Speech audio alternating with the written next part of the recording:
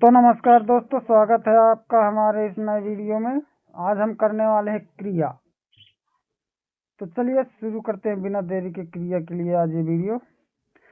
तो ये आपका टॉपिक हो जाएगा क्रिया। क्रिया किसको कहते हैं? किसी काम को करने या होने का बोध कराने वाले शब्द को क्रिया कहते हैं। अब हम देख लेते हैं कर्म के आधार पर क्रिया के भेद। किसके आधार पर? कर्म के आधार पर। तो कर्म के आधार पर क्रिया के दो भेद होते हैं। कितने भेद होते हैं? दो भेद हैं। कौन कौन से? एक तो आपका हो जाएगा अकर्मक क्रिया, दूसरा हो जाएगा आपका सकर्मक क्रिया। अब बारी बारी से इन दोनों को देखते हैं, अकर्मक और सकर्मक को। तो पहले अकर्मक क्रिया को देख लेते हैं। अकर्मक क्रिया क्या होती है? अकर्मक क्रिया जिस क्रिया का फल कर्म पर न पड़कर, कर्म पे नहीं पड़ेगा, कर्ता पर पड़ता है सीधे, उसको हम अकर्मक क्रिया कहते हैं। कहने का मतलब ये है कि वाक्य में कर्म नहीं दिया रहेगा तो वो अकर्मक क्रिया होगी। अब इसको समझेंगे कैसे? तो इसके लिए एक ट्रिक है आपके सामने है। कौन, किसे या किसने से हम प्रश्न करेंगे वाक्य में तो हमें पता चलेगा कि यह अकर्मक है। जैसे कि हम कह रहे हैं कि बच्चे हंस रहे हैं। क्या हो रहा है? बच्चे हंस रहे हैं। तो कौन हंस रहे हैं? बच्चे हंस रहे हैं। कौन से प्रश्न किया मैंने, उत्तर मिला बच्चे हंस रहे हैं, तो ये आपका अकर्मक क्रिया हो जाएगी।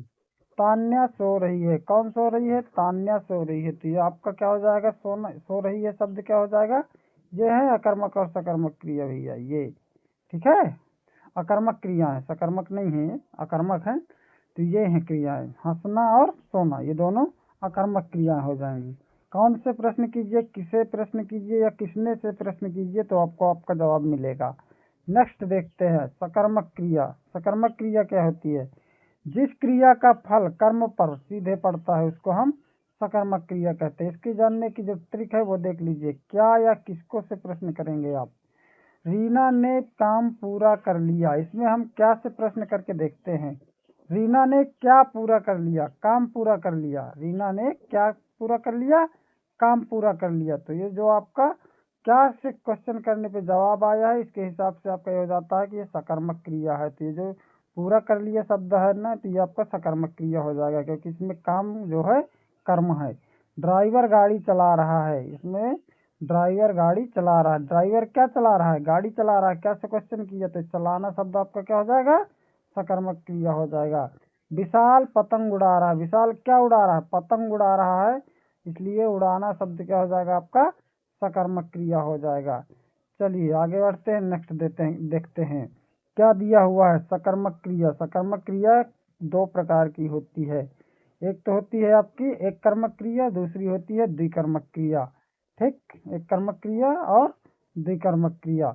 एक कर्मक क्रिया को देखते हैं पहले। जिस क्रिया के केवल एक कर्म होता है उसे एक कर्मक क्रिया कहते हैं। जैसे पिताजी अखबार पढ़ रहे हैं, यहाँ पर एक ही कर्म है अखबार। मजदूर पुल बना रहे हैं, यहाँ पर पुल शब्द एक ही कर्म है।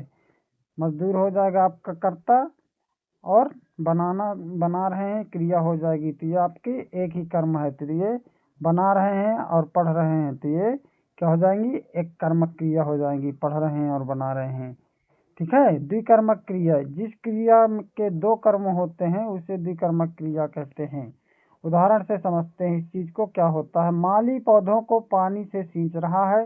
तो यहाँ पर जो माली है और सॉरी पौधे और पानी, ये दोनों क्या है? कर्म है। सींच रहा है क्रिया है, तो सींच रहा क्रिया के दो कर्म हो जाएंगे, पौधे और पानी, तो द्विकर्मक क्रिया कहलाएगी।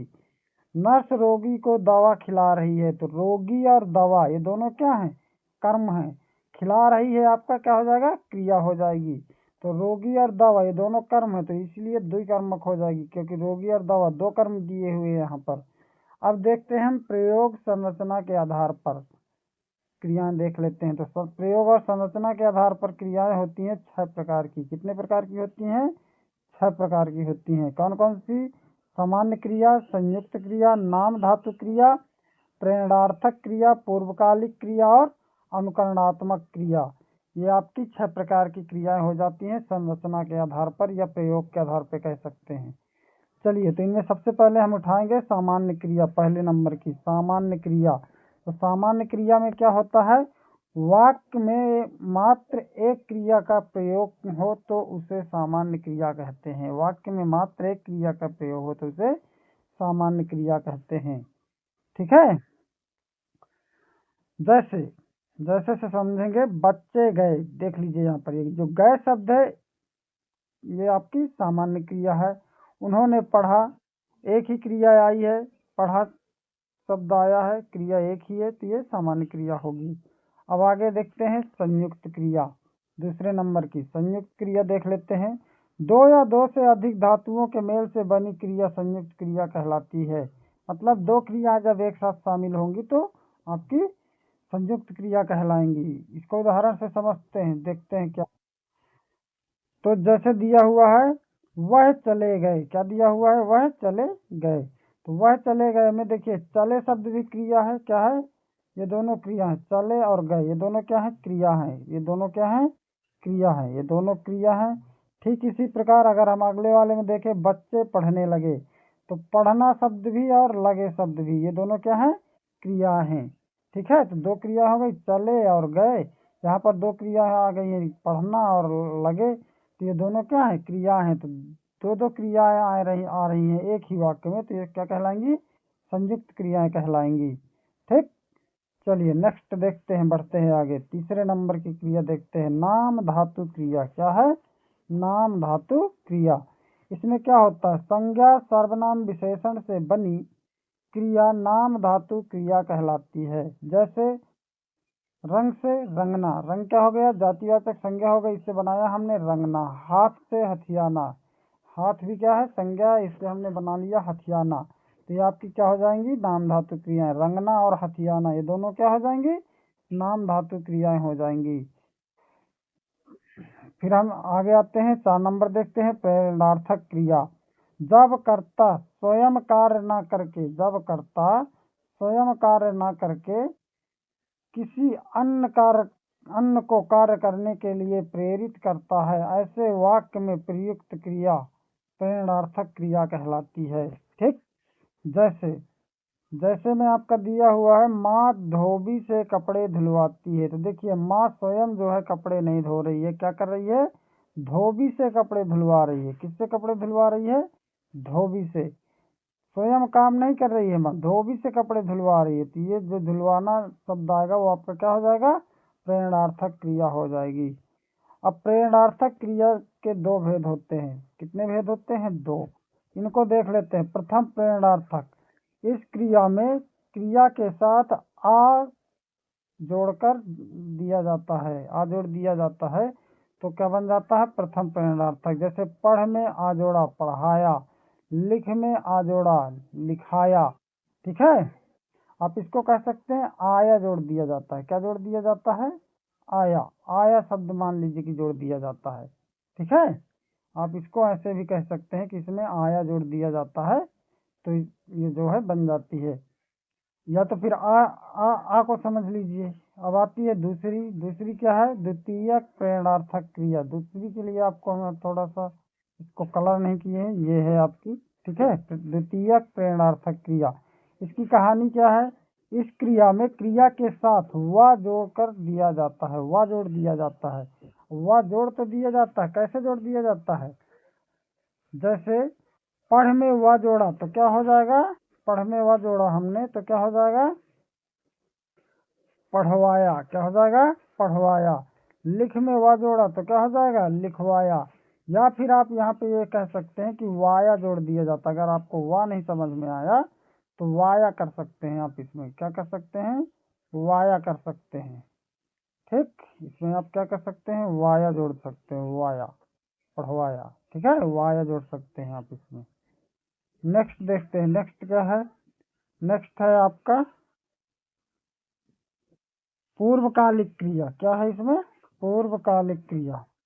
पूर्वकालिक क्रिया, पूर्वकालिक क्रिया क्या होती है, जो क्रिया मुख्य क्रिया से पहले होती है उसे पूर्वकालिक क्रिया कहते हैं। जैसे बच्चे रो रो कर सो गए, रो रो कर सो गए, तो इसमें क्या हो रहा है, एक क्रिया पहले हो जाती है, दूसरी क्रिया उसके बाद शुरू होती है।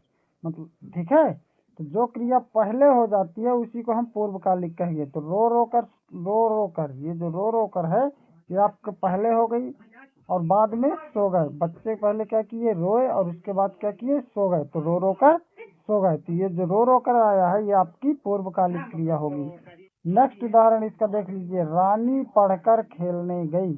तो रानी पहले पढ़ा उसने और उसके बाद खेलने गई, यानी कि पहले उसने पढ़ाई किया बाद में खेलने गई। तो जो पढ़ाई किया वो वाला शब्द जो बनेगा आपका वो पूर्वकालिक होगा। तो पढ़कर के जो शब्द है वो आपका पूर्वकालिक क्रिया कहलाएगा। अब आते हैं हम 6वें नंबर की क्रिया में। 6वां नंबर क्रिया क्या कहती है, अनुकरणात्मक क्रिया। ये 6वें नंबर की हो गई आपकी। अनुकरणात्मक धातु से बनी क्रियाएं अनुकरणात्मक क्रियाएं कहलाती हैं। यहाँ पे ये थोड़ा गलत छप गया है, कारण लिख गया है अनुकरणात्मक की जगह पर। अनुकरणात्मक धातु से बनी क्रियाएं अनुकरणात्मक क्रियाएं कहलाती हैं। जैसे बड़ से बड़बड़ाना, हिन से हिनहिनाना, टन से टनटनाना। तो ये आपकी अनुकरणात्मक क्रियाएं हो जाएंगी। तो आज का ये वीडियो आपका यहीं तक का था। उम्मीद है आप लोगों को वीडियो पसंद आएगा। पसंद आए तो लाइक करें, सब्सक्राइब करें, कमेंट करें और अपने दोस्तों को शेयर करें। जय हिंद, जय भारत।